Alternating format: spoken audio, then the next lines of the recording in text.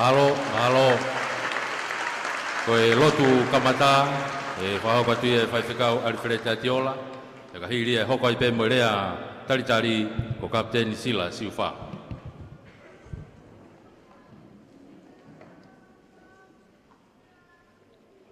Sa me teo maa wha, e sua walu.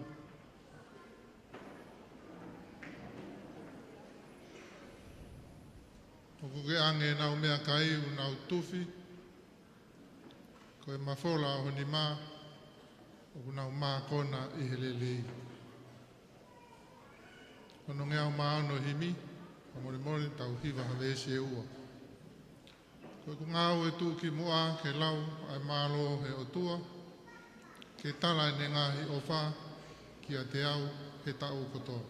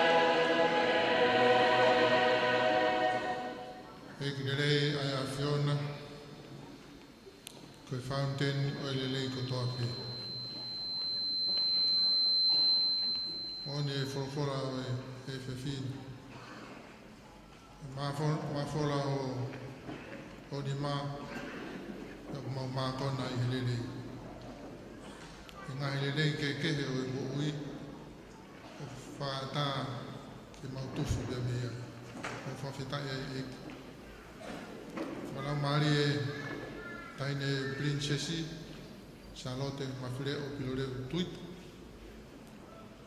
Mea mai he efe afin ke whalanglang e poro kalama poe. Poro kalama poe, ko tu uia e kautau aine afio, mai polistonga. E popo ke ngāo e rei o whai he cross kula, e he whoki he Salvation Army. Popo ke e ngahi ato anga. Kai lerei ai kau aahi pe mei muri, pe mei kau taha ABI.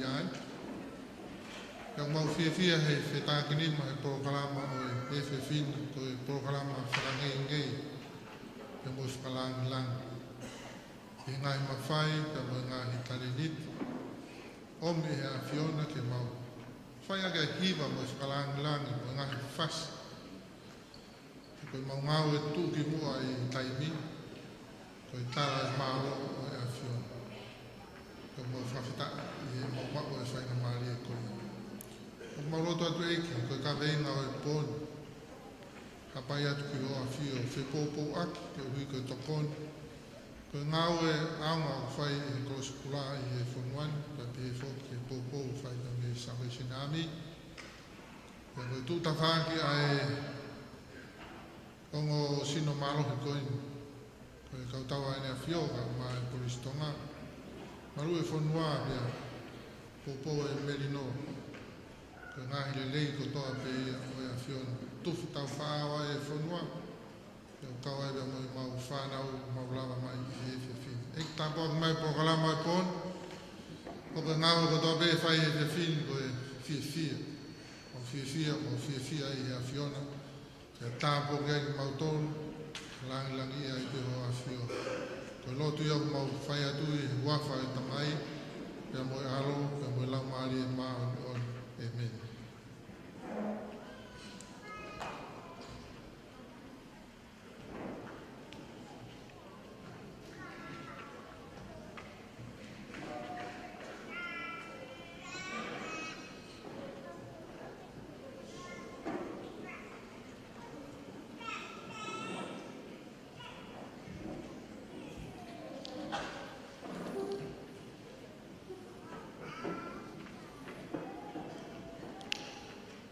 Gloria ki he o tua I lang tau pot. O tau kau whataha mo e lotu kamata e whaifkau ko puriaka kolis katupou. O tua lelei. Ai ne ofa mo ne tauhi. Me tau tai maari ai he whiawha koloa koe. Whakatulo watu.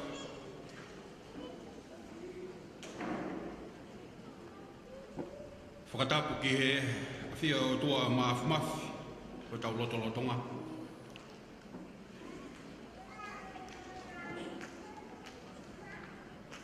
Whakatapu ki he tahine prinsesi Salote mafile o piloreu tuit. Ko e whakalang o kātoanga konseti whakawhita hono ua o tau koin. Rawa gea hueik ha matapure. Peke he purikatia eik whila kepa kau tau nia whio. Peke he komisiona leo Nusila, Miss Elna Kuta, komisiona polisi Stephen Caldwell. Nau tolo ku whaifatongia mi he taumalu I Australia bea mo Nusila o ku nau whahoko whatongia I Tongani. Pewoki ki he kaltalele o e tokotaha matao tu ki mua I he iwi talampone me I Wellington New Zealand David Premner. Therefore Mrs. Bronan Leach from Helena me he Auckland Brass Instruments. Nau tolu nau tokoni ki he tauhi o e ngahi me ai whapalasa kau tau mātai e ola ko ia I he tauni, I he pōni. Kau pure ako, kau whai ako, whanau ako. Mātua tau whanau si ngai whamiri. Ngai kau ngā mea, pa moe maheni kotoa pēu, tau I heni. I holo kolis kunsalo te. Ke whahake tau poupou. He tau ofa, he tau whanau. Ko hi ko whanonga, tau whakahoko. Ka wata tatalele.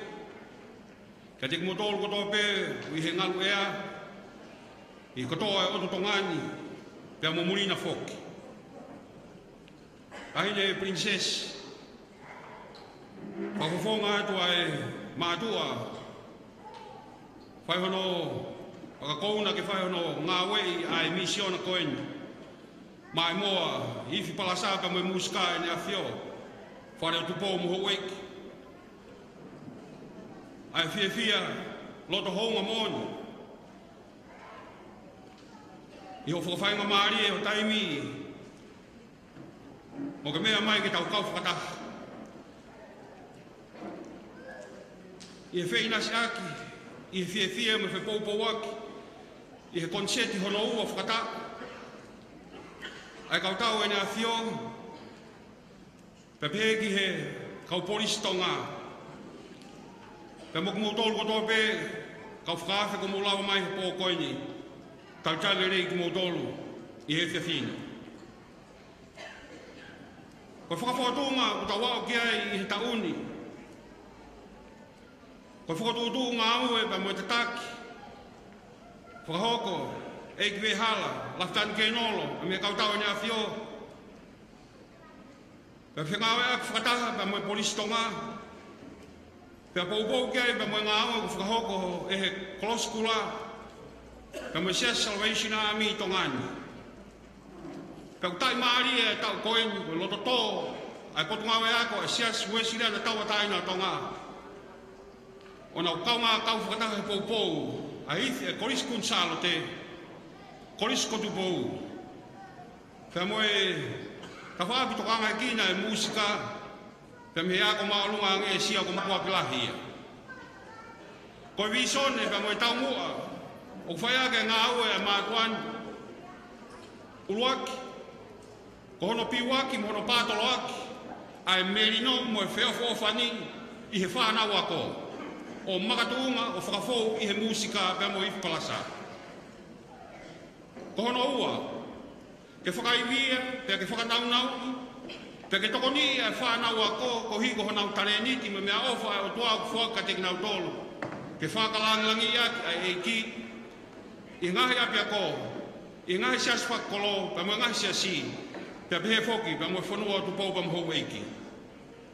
Pe ako hono tolu, whakatawange e hoko, ai ngā aue u tau hoko i he pōni, pe mo ngā aue u mau whakahoko, e hoko ia ko matapā mo whainga maari ke ma u ngā aue ai tau tupu o e whanua, pe a whiri pe mo e whanau ako, ke hoko ai musika ko o nau mauanga mo ui. Haine Princess, mo whakatawange, ke hoko mua ai hou ai taha he pōkoeni, o e whakawhetai pa mo e whakamalo mo e tau whanongo, ki he kau tokotaha, matao pa mei nusila, pe he i whakataha kau tau nea whio me kau polisi, kolis kunsalo te pa mo kolis ko tupou, a ko maolunga ko tupou pa mo e nau tawhaki he musika. Salvation Army, taha, me he api ko ofa tui amanaki me tuf mahina. Ko ia ko whakawhi ki mautolo. Pa mo e whakamalo ki tau kau whakataha. Ki kau sponsor i nau tokoni, pa mo e ofa ko whakahoko, ki whakalawa ke a ngāwe pōkoni. Pa me he Keitahi Limited, a whakamalo pehe ke Punsa Stonga Limited, ka mo e reti o FM Walufitu Pone ni ma. E hoko a ho tokoni he pōni, e mātua ki hoko ia ko tokoni, ki he ngā aue ku whakahoko e Salvation Army, ka mo e kloskula tonga, ki he tauhi, a tau mo uia ka kai tonga, hange ko ia na te mo lawe ai ma tau iloi, i hoko ata e Cyclonic Kita. Ko ia ko ata taritari, ki a teki mautolu kotoa, ai whakamalo, me whakawheta, whakatawange, ke hoko ai hefia fini, ko e whiawhi tāpuaki, pe langlang ia e ki he tau mo ui. Your Royal Highness, Princess Charlotte Mafileo Piloleo Tuita, Nobles of the Realms, Brigadier Lord Fiela Kepa,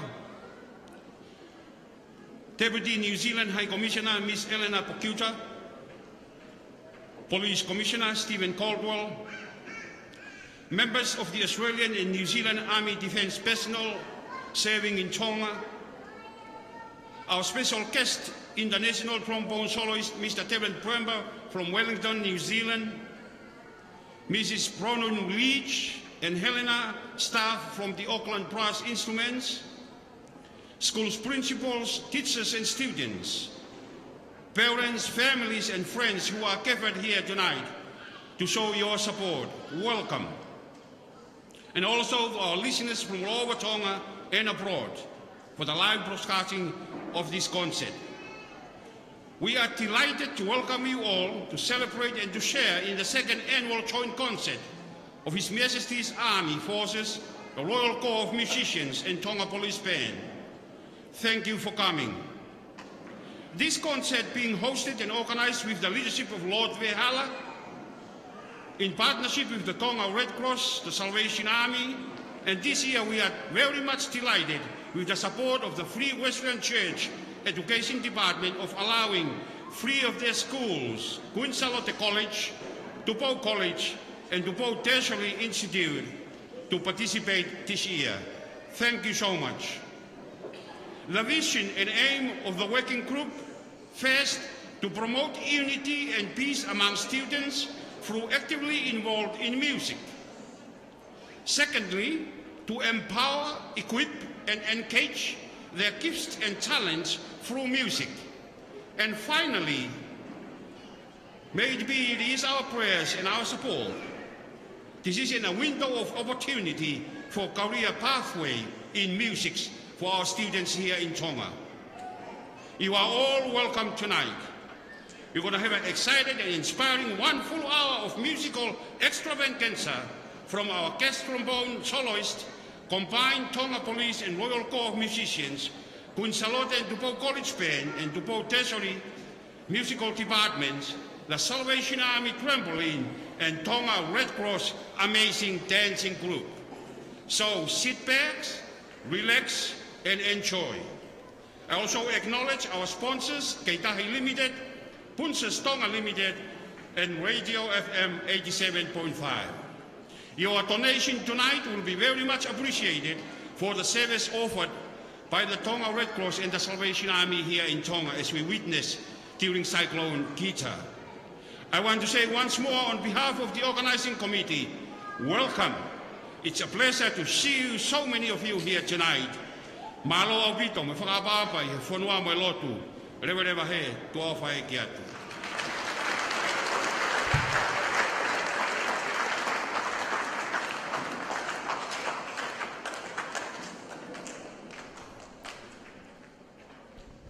Malo vito, tahine Princess Pilore Tuita, koe tauni, na watu hangepe koe ngahi mea, lea koe ni talitali, na iahe whakaawhe ki ngahi hifi koe ngahi kolisi. Ya koe ni ko tau wau mai ki he whaiwalahi e tau polo kalama o e whiawhini, koe kamataini ke whakahoko e ngahi whaiwapo ngahi aitemi koe e ngahi hifi, e hoko atu e polo kalama. O kata ki te paspasi mai, e tau ngahi kawifi, nau kau hi polo kalama o e whiawhini.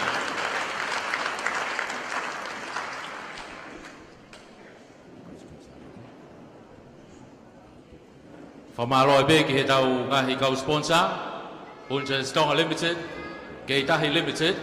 Koe Keitahi Limited e no kai nau wharekai koe ni he Molisi City Central.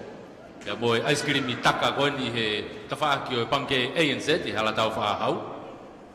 Pe whoki ki he FM Walfit Poine ni ba. Whamafola hanga tonu I tongani ia mo maman furipe.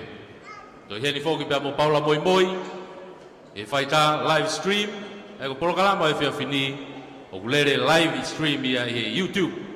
E Paula Moi, e pesi pe koe a Paula Moi Moi, ka pau ke fie mui mui mai ai, mu tolu mi tōpureanga.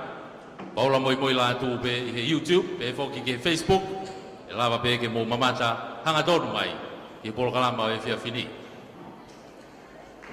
Tau taitari pe fia e kawifi e Kolisi Kunsalote.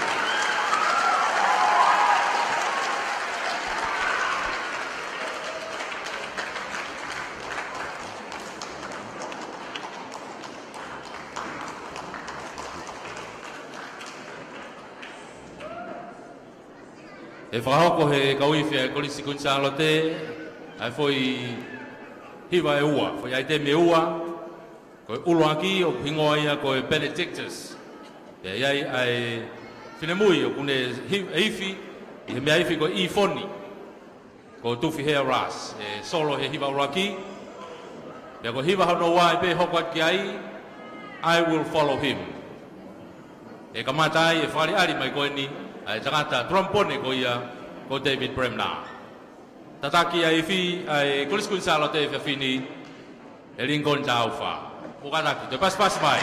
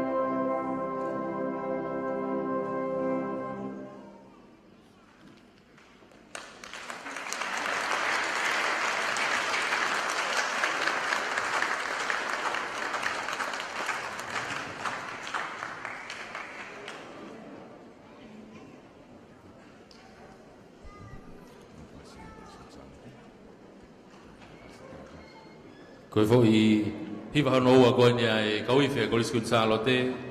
I will follow him. E iwhia I tangata iwhi trampone ko ia ko David Bremner. Ukata ko paspasi mai.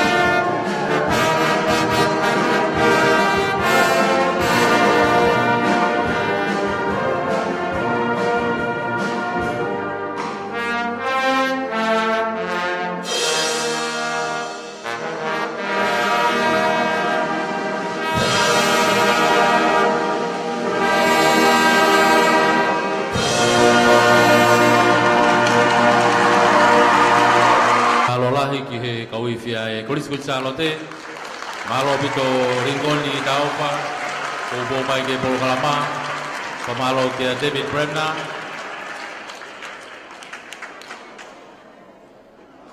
Koe kamata peni, koe whai walahi. Wau pehe kamata, wano ai, tau unu atu ki he loto atu. Taine princess, ake pe koe ia na e whakahoko atu, ki wheitu una, ai whakawhi mai koe ni ai ngahi iwhia ngahi kolisi o nau kau mai, e polo kalama koe ia e tau ni, ai koe tau peni hono ua, e whakahoko e polo kalama koe ni, e au whakahoko whakatau ia, koe whotutu ia ai komiti.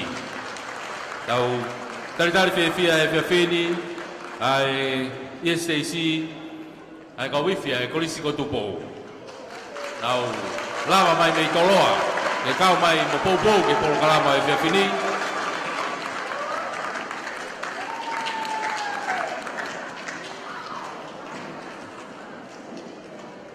E whamalo limited, e voke Keitahi limited, e mo e FM 105.5. Ngau e whakataha whoki he whatongia koe ni e kawiwhia kau tau e nea whio, kawiwhia kau polisi, e whoki koe poupou ia ke kawenga ngau e koe ia ai Society Cross School a tonga, e whoki ki he Salvation Army, pea poupou mai ki ai pea moe ABI Music mei Nusila. Koe kawiwhia koe kolisi ko tupou, te nau whari ari e fwoi hiwa e ua. Ai koe uloaki, koe tāme a pea e kolisi ko tupou, koe nau jazz, i e whohiwa koe Uptown Funk. Pea i he konga hano warewa te nau toki iwhia i ka wifi, o whohiwa ia koe Through the Flames. Rotonga e whotutu ai ka wifi e korisko tupou, i he nau Rocky Aitemi, koe nau whohiwa jazz.